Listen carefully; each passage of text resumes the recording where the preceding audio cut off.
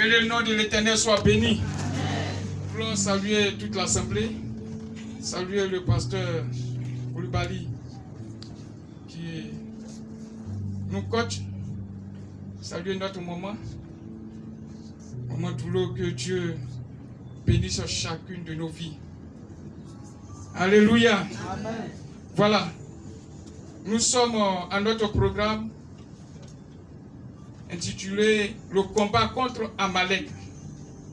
Et depuis le dimanche, l'homme de Dieu a fait une introduction, l'a poursuivi hier. Et hier, nous avons parlé des stratégies. Comment vaincre Amalek. Et dans les propos de l'homme de Dieu, il a dit qu'il faut prendre conscience pour se lever, pour combattre. Et en m'appuyant sur cet élément, sur cette stratégie de combat, je voudrais moi aussi traiter ce sujet. Si nous avons pris conscience qu'il faut combattre, bien aimé, il faut aussi croire qu'Amalek est vaincu dans ce combat. Alléluia. Alléluia. Croire qu'Amalek est vaincu dans ce combat. Une chose est de prendre conscience de se lever, de combattre. Mais il faut croire qu'Amalek est vaincu dans ce combat. Amen. Dieu t'accorde la victoire. Yes. Tu as la victoire entre tes mains. C'est ce qu'il faut croire. C'est ce qu'il faut croire. Nous combattons déjà de la victoire. Parce que le vainqueur de tous les temps est avec nous. Yes. Oui, il s'est levé pour nous. Bien-aimés, lorsque Israël est sorti de l'Égypte, le combat qui a mené Israël à sortir de l'Égypte, c'était un combat mené purement par Dieu. Israël n'a pas mené de combat pour sortir d'Égypte. C'est Dieu qui a mené ce combat-là. Il a fait sortir de l'Égypte. Israël étant sorti de la maison de servitude, de l'esclavage. Bien-aimé, Dieu associe Israël. Dieu voudrait combattre au travers désormais de son peuple. Ce combat-là, Dieu pouvait le mener. Mais il a associé Israël. Il a voulu qu'Israël mène le combat.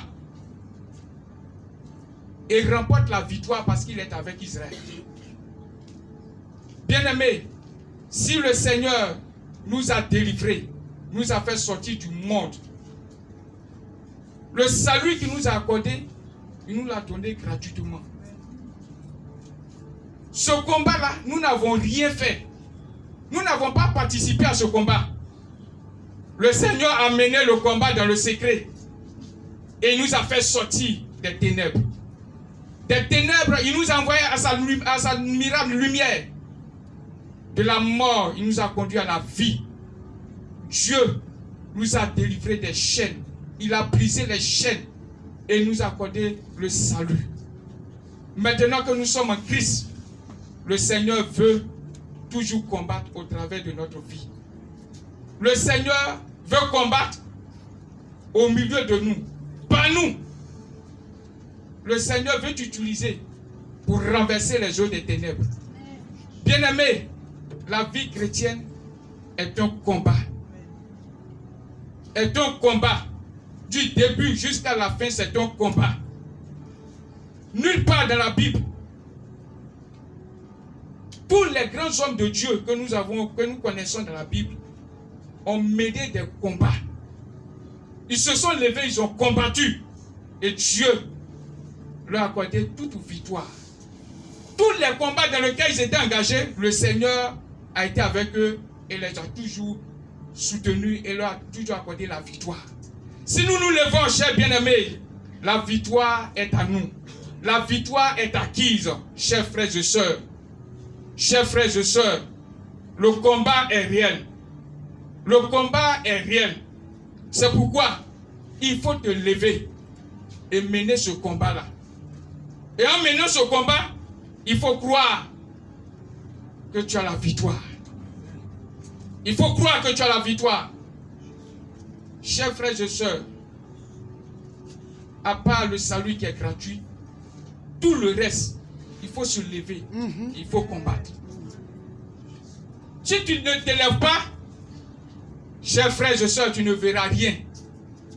Tu ne verras rien. Mais si tu te lèves, tu posséderas le pays. Oui, tu posséderas le pays. Frère, c'est une réalité. Hier, l'homme de Dieu a eu à faire cette mention.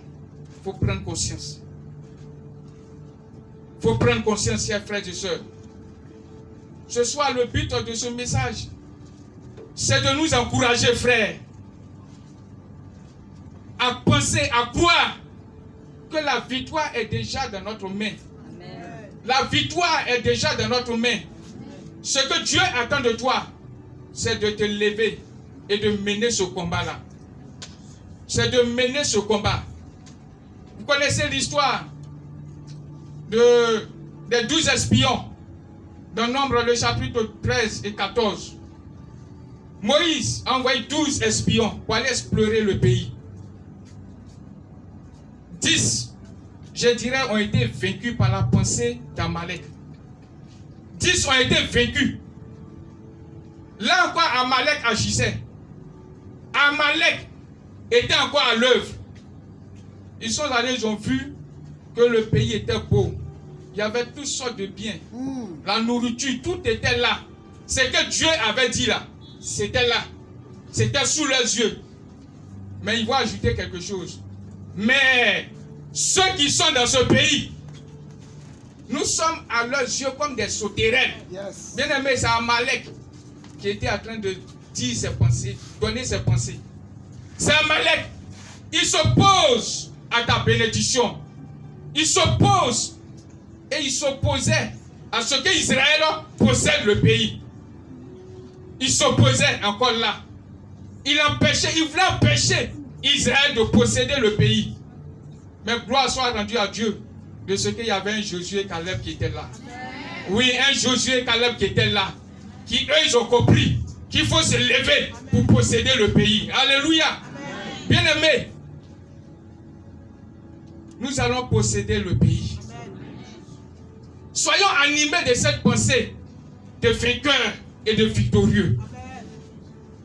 Si nous nous laissons abattre par les circonstances, parce que nos yeux voient, nous nous laissons abattre parce que Amalek nous fait penser ou nous fait croire, nous n'allons pas posséder le pays. Caleb a compris. Il dit, nous allons posséder ce pays. Et Josué était d'avis avec lui. Mais bien aimé, le peuple qui s'est mis du côté de la majorité voulait la lapider. Parce qu'Amalek était à l'œuvre. Mais lorsque tu prends la résolution, lorsque tu te lèves, le Seigneur t'accompagne. Le Seigneur t'accompagne.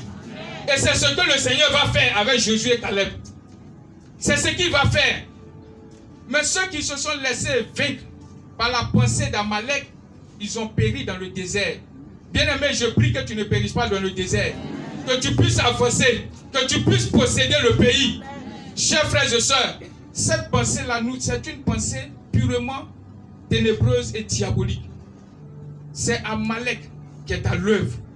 Toutes ces pensées négatives, ces pensées de pauvreté, de quelqu'un qui est venu accompagner les autres, de quelqu'un, frère, bien-aimé, il faut que nous prenions conscience et que nous nous levions. La victoire est entre nos mains. Le Seigneur veut nous accompagner et nous accompagne dans ce combat. Si nous nous levons, bien-aimés, nous allons posséder le pays. Chers frères et sœurs, le combat est réel, mais le Seigneur est avec nous. Notre Dieu est avec nous. Le Tout-Puissant est avec nous. Le temps est arrivé de te lever, de sortir de ton sommeil. Longtemps tu es resté les bras croisés, tu as trop erré dans le désert. Le temps est arrivé de rentrer en possession de ce que Dieu t'avait réservé depuis longtemps. Il y a longtemps, il t'avait réservé cela. Mais je crois que l'occasion est venue. Le moment est venu de posséder ce que le Seigneur t'avait donné. Il y a longtemps qu'il t'avait donné. L'enfant que tu cherches, il y a longtemps qu'il t'avait donné. Le travail que tu cherches, il y a longtemps qu'il t'avait donné. Bien-aimé, le temps est arrivé. Tu travailles. Ou alors tu as un commerce. Tu vois que ça marche. Mais tu ne sais pas où les bénéfices passent. Ça marche bien. Mais tu ne sais pas où les bénéfices rentrent. Frère, il est temps de récupérer tes bénéfices. Oui, le Seigneur veut que tu te lèves. Que tu te lèves. Quand on travaille, c'est pour être épanoui, comme le dirigeant l'a dit. Mais quand toi tu travailles pour des problèmes, pour des dépenses. Avant, tu ne travaillais pas, il n'y avait pas toutes ces dépenses. Maintenant que tu travailles, les dépenses se multiplient. Bien-aimé, le temps est arrivé de te lever. Le temps est arrivé de te lever. Car il faut que toi aussi tu construises. Il faut que tu aies ton toit. Il faut que toi aussi tu sois compté parmi les millionnaires, parmi les milliardaires. Bien-aimé, quelqu'un me disait dans l'Assemblée de Dieu, il y a un milliardaire. Il y a des milliardaires dans l'Assemblée de Dieu. Donc ce n'est pas chose impossible. Dieu n'est pas contre l'argent. Dieu veut que nous soyons riches et que nous prospérions. Chers frères et sœurs, que cette pensée négative qui nous traverse chaque fois l'esprit et qui nous maintient dans la bassesse soit ôtée au nom de Jésus. Bien aimé, ce sont des pensées qu'Amalek nous inflige. Mais ces pensées-là doivent être dégagées. Et chacun de nous doit posséder le pays. Chacun de nous doit rentrer dans sa destinée. Toutes les oppositions, les barrières seront renversées durant cette semaine. Nous croyons. Il faut le croire. Croire qu'Amalek est vaincu dans ce combat. Amalek est vaincu. Parce qu'il ne faudrait pas prier et puis rester toujours à la même position. Tu pries, tu combats Amalek, mais ta situation ne change pas. Et pourquoi? Il faut croire qu'Amalek est vaincu et repartir là où tu avais échoué. Commencer à investir à nouveau. Yes. Et tu verras que la gloire de Dieu s'est manifestée dans ta vie. Et qu'Amalek est vaincu, effectivement. Chers frères et sœurs, il faut croire. En croyant, il faut poser des actes. Là où tu avais échoué, répare. Et investis à nouveau. Entreprends à nouveau. Pose des actes. Et tu vas voir la gloire de Dieu se manifester. Parce qu'en réalité, la victoire est déjà entre nos mains. La victoire est acquise. Chers frères et sœurs, il ne s'agit pas de combattre pour combattre. Mais il s'agit de croire que celui que tu combats, il est effectivement vaincu. Il est effectivement vaincu. Et que toute cette barrière, cette muraille qui était devant toi, est tombée. Est tombée. Les murailles de Jéricho sont tombées. Après avoir fait des tours, les murailles sont tombées. De cette même manière, cette muraille qui s'était dressée devant toi depuis des années tombera aussi. Ces murailles tomberont aussi. Ces murailles tomberont. Et tu rentreras en possession de tes grâces et de tes bénédictions. Dieu nous a bénis de toutes sortes de bénédictions. Il nous a bénis. Mais pourquoi jusqu'ici nous ne possédons pas cela?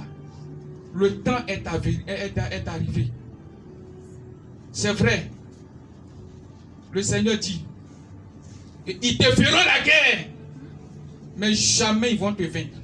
Jamais. Amalek va te faire la guerre, mais jamais il te vaincra. C'est lui qui sera vaincu. Bien-aimé, Dieu n'a pas dit que quand tu es sauvé, il n'y a plus de combat à mener. Dieu n'a pas dit ça. La vie chrétienne, c'est un combat. Le Seigneur t'a pas dit que quand il t'a délivré, il n'y a plus de combat à mener. Le Seigneur veut combattre au travers de ta vie. Il a combattu pour que tu sois sauvé. En te délivrant, en brisant les chaînes de la servitude, du péché, il t'a délivré, tu es sauvé. Dans ce combat, comme je l'ai dit tantôt, tu n'as rien fait. Mais maintenant que tu es en Christ, Dieu veut combattre par toi. Il veut combattre au travers de ta vie. Chers frères et sœurs, lève-toi. Lèvons-nous. Et le Seigneur nous accompagnera dans ce combat. Et nous accordera la victoire. Avec Jésus, la victoire est assurée. C'est une victoire à coup sûr. À coup sûr. Et certaines personnes dans la Bible ont compris cela. Le jeune David, dans son temps, a compris cela. Que le géant qui était devant lui, en réalité, il était déjà vaincu. Il était déjà vaincu. Et Dieu a glorifié son nom. L'Éternel a glorifié son nom. Tous ceux qui se lèvent, bien-aimés, le Seigneur les accompagne toujours. Tous ceux qui se lèvent dans le combat, le Seigneur les accompagne. Tu n'es pas seul dans ce combat. Amalek a pensé que Israël était seul. Amalek avait oublié ou alors a ignoré qu'au milieu d'Israël, il y avait le rocher qui était là. Alléluia. Le rocher était au milieu d'Israël. Ce rocher-là, quand tu le cognes, il t'écrase. Quand il tombe sur toi, il t'écrase. Alléluia. Nos ennemis viendront, ils vont cogner ce rocher-là. Ils seront écrasés. Ce rocher-là va tomber sur eux. Ils seront écrasés. Dans tous les cas, bien-aimés, lorsque ce rocher est au milieu de toi, lorsque au milieu de nous, ce rocher est là, l'ennemi ne peut rien contre nous. C'est la victoire assurée. Oui, chers frères et sœurs, le combat est réel, mais la victoire est aussi réelle pour nous. La victoire est aussi réelle pour nous. Pour ceux qui se lèvent au nom de l'Éternel, la victoire est assurée. Chers frères et sœurs, nous ne voulons pas être longs ce soir. Mais je voudrais que ce soir, nous puissions nous lever, effectivement manifester ou alors proclamer notre victoire ce soir. Proclamer notre victoire ce soir. Parce qu'en réalité, la victoire est déjà entre nos mains. La victoire est déjà là. Chers frères et sœurs, le temps est arrivé. Est-ce qu'ensemble, on peut se tenir debout? Est-ce qu'on peut se tenir debout? Le combat est réel. Mais la victoire est aussi réelle pour les enfants de Dieu. Chers frères et sœurs, il y a longtemps tu as tourné en rond. Il y a longtemps tu es resté à la même position. Aucune avancée, aucune progression. Il y a certains même qui disent que, mais avant même j'étais dans le monde, même ça allait. Maintenant même que je suis venu en Christ, même tout ne va pas. Je ne comprends pas. Frère, bien-aimé, le Seigneur veut que tu te lèves. Dieu veut que tu te lèves. Et tu vas voir sa gloire dans ta vie. Tu vas voir sa gloire dans ta vie. Est-ce qu'on peut chanter ce chant pour rendre déjà gloire à l'Éternel pour la victoire qu'il nous accorde? Avec le groupe musical, nous allons chanter ce chant. Et pendant que ce chant passe, bien-aimés,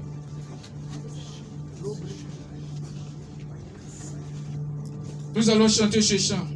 À Dieu soit la gloire. À Dieu soit la gloire. À Dieu soit la gloire. Bien-aimé, je voudrais que tu chantes ce chant avec le groupe musical. Chante ce chant en ayant l'esprit que tu as la victoire. En ayant l'esprit que tu as la victoire. Et rends gloire à l'Éternel. Rends gloire à l'Éternel. Rends gloire à l'Éternel ce soir. Rends gloire à l'Éternel ce soir. Est-ce qu'on peut chanter ce chant?